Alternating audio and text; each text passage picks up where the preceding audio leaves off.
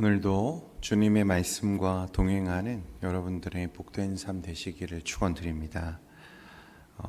이제 8월 한 달 동안 우리 열왕기상 말씀을 통해 이제 하나님의 마음을 묵상하려고 하는데요. 열왕기서는 한마디로 이스라엘 왕들의 흥망성쇠를 다룬 책입니다. 찬란했던 다윗과 또 솔로몬의 영광스러운 시절로부터 나라가 둘로 분열되어지고 끝내 패망하기까지 수많은 왕들이 이제 그 시간 속에 거쳐가게 됩니다. 그런데 성경이 이런 왕들의 역사를 기록하고 있는 이유와 목적이 있는데요. 그건 단순히 인간의 인위적인 어떤 그런 기록을 전달하기 위함이 아니라 이 땅의 세상 권력과 영광은 한순간에 시들어 버리지만 이 모든 역사를 친히 다스리시는 진정한 왕이 누구이신지 우리에게 보여주기 위함입니다. 모든 역사를 주관하시고 또 그 역사의 주인이 되시는 여호와 하나님, 그래서 진짜 왕이 누구시냐라는 것을 우리에게 보여주는 책이 열왕기서입니다. 먼저 1절에서 4절까지 말씀해 보면 어떻게 이 말씀이 시작되냐면 다윗 왕의 마지막 노년의 모습을 기록하면서 시작을 합니다.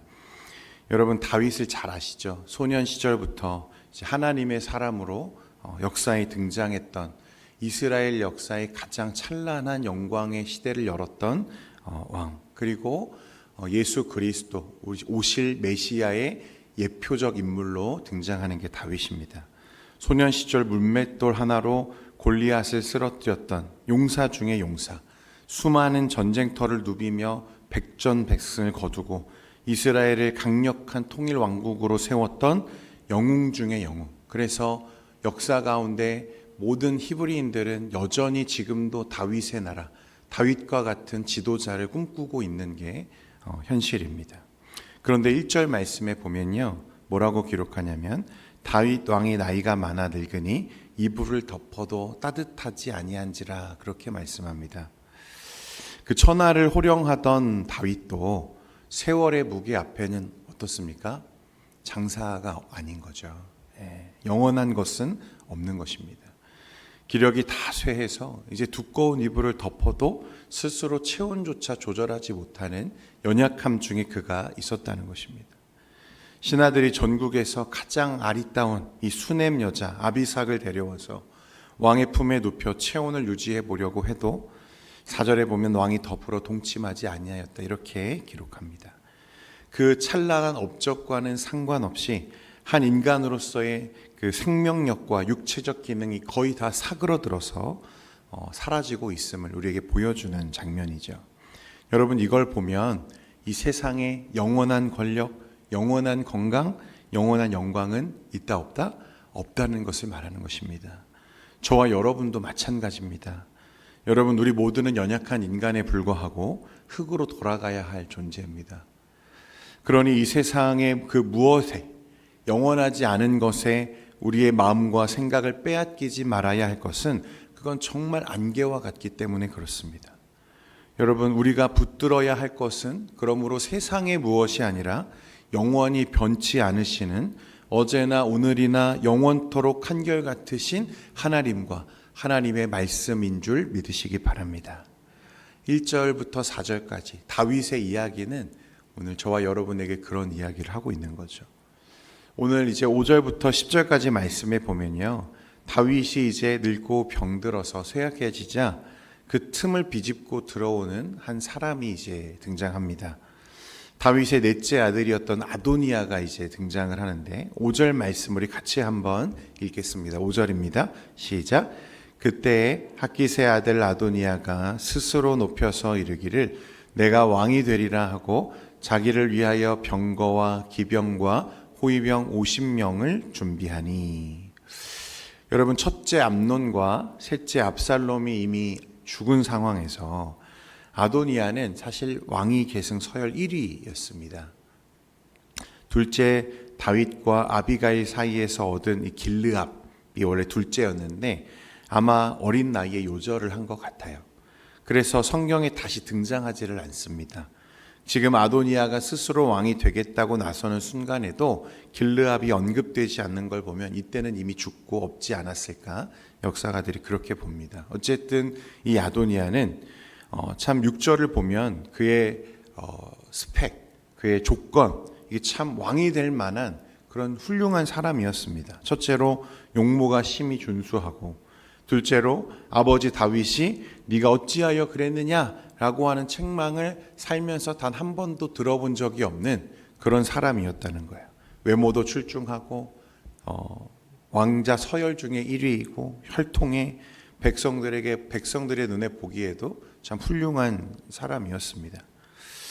다윗이 이 아버지가 병석에 누워서 오늘 내일 하는 모습을 지켜보던 아도니아의 마음속에 이제 어떤 생각이 들어오냐면, 이제 내 세상이 오겠구나. 그러니까 여기 이제는 내가 가만히 있으면 안 되겠다. 아버지가 숨을 거두기 전에 내가 먼저 움직여서 왕권을 좀 차지해야겠다. 그는 스스로 높여서 내가 왕이 되겠다고 선포를 합니다. 그리고 왕으로서의 위세를 과시하기 위해서 자기를 위하여 병거와 기병, 호위병 50명을 앞세워서 요란하게 무력 시위를 지금 하고 있는 거예요. 그런데 여러분, 아도니아가 이렇게 나서야 했던 이유, 그리고 또 그가 간과한 이유도 딱 하나가 있는데 무엇이냐면, 여러분, 다윗을 이스라엘의 왕으로 세운 분이 누구이십니까? 누구이세요? 하나님이세요. 여러분, 이스라엘의 왕은 스스로 내가 왕이 되겠다고 해서 왕이 되는 게 아니죠. 누가 세워주셔야 됩니까? 하나님이 세워주셔야 되는 거예요. 그런데 오늘 이 아도니아는 하나님께 무릎 꿇는 그 무릎이 없었다는 것입니다. 그리고 사실 하나님께서 다윗의 뒤를 이어서 왕으로 세우겠다 정해두신 이가 누구였어요? 솔로몬이었어요. 그러니까 그는 아버지의 연약함을 틈타서 하나님의 그 언약적 선택을 알고 있음에도 불구하고 스스로 왕이 되겠다고 말함으로써 이제 하나님의 명령을 정면으로 거스르고 있는 것입니다. 그에게는 빼어난 외모도 있고 든든한 혈통도 있고 그런 세상적인 조건 완벽하지만 단 한 가지, 하나님의 뜻이 그와 함께 하지 않았다는 것입니다.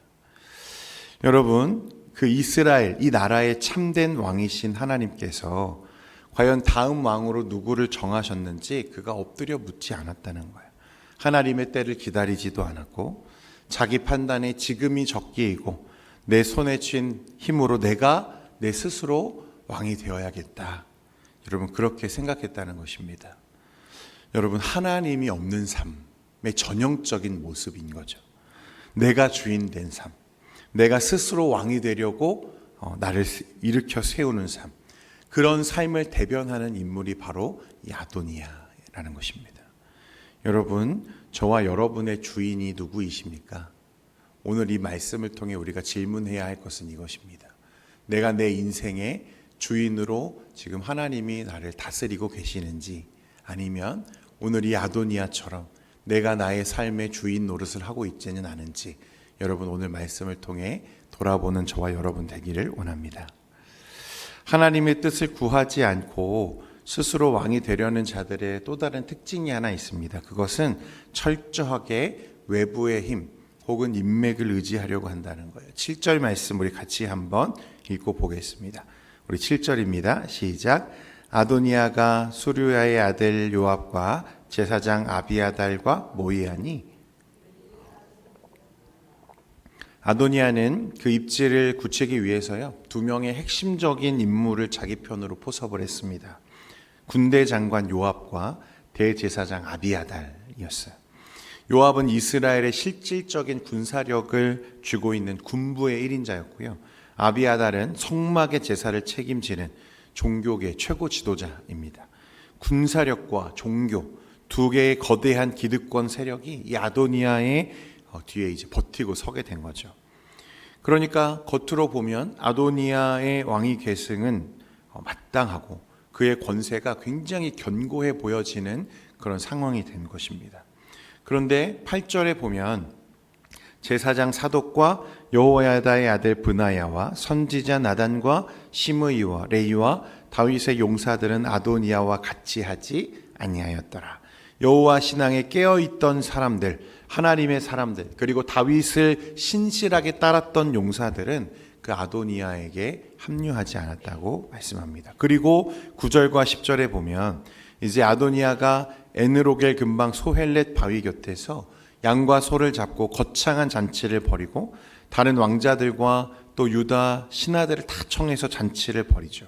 그런데 누구는 빠뜨렸다고 말씀합니까? 선지자 나단과 브나야, 그리고 결정적으로는 동생 솔로몬을 부르지 않았다. 초청하지 않았다는 거예요.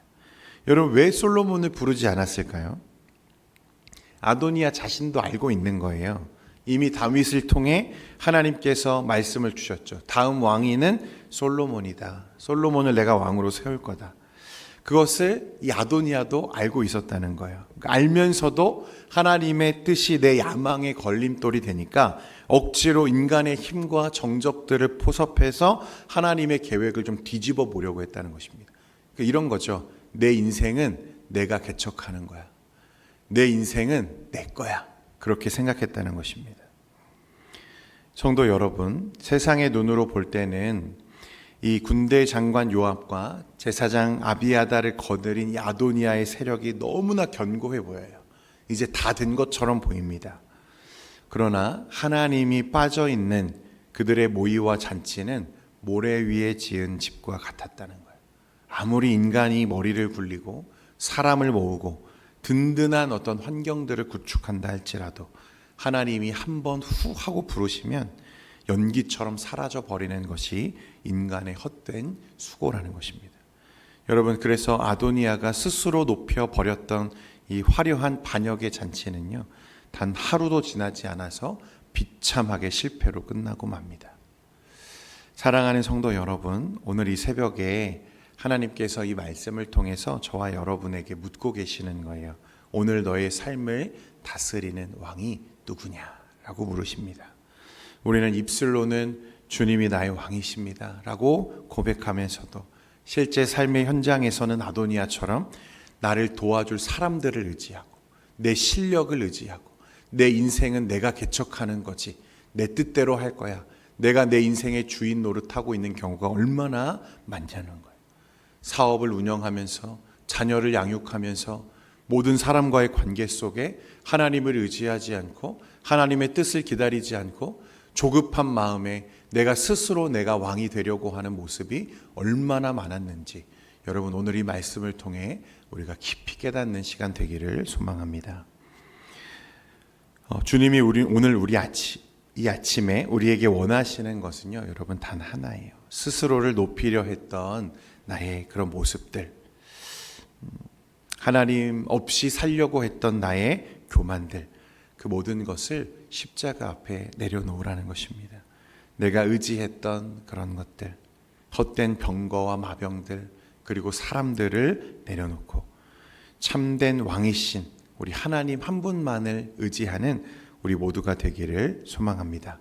여러분, 생각해 보면 우리가 나의 주인이시라, 나의 왕이시라 고백하는 우리 예수님은요, 아도니아처럼 스스로 왕이 되겠다고 높이신 적이 있어요, 없어요?